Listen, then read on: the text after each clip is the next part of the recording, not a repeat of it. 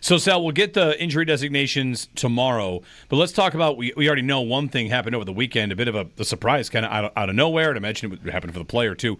DeWayne Carter's Achilles injury that takes him out for the season. Yeah, it's a real shame for him, obviously.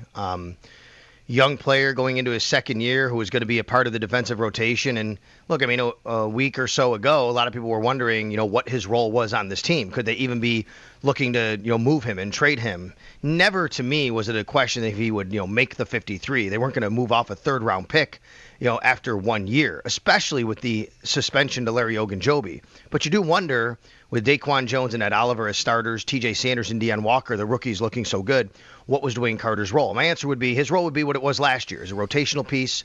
There's going to be pretty much 5 guys. One guy won't get a jersey on game day oftentimes, but he's an important depth piece. But really for him, more than anything, his development, this is going to be really, really tough for him, obviously, to miss an entire year before coming back next year. In the meantime, because they do have Larry Ogunjobi suspended, you're down to 4 defensive tackles on the active roster. Ed Oliver, Daquan Jones, TJ Sanders, Deion Walker.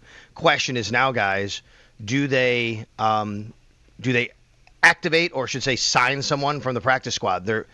I'm anticipating that DeWayne Carter's going to go on IR this week at some point, maybe today, tomorrow, end of the week, whatever.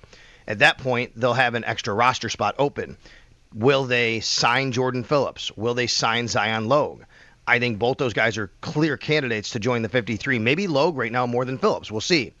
Or do they sign somebody at a different position, and then you use your elevations for those guys, because you could kind of do that for a few weeks here until you get to Larry Ogunjobi coming back. I think, you can look at it a few different ways here.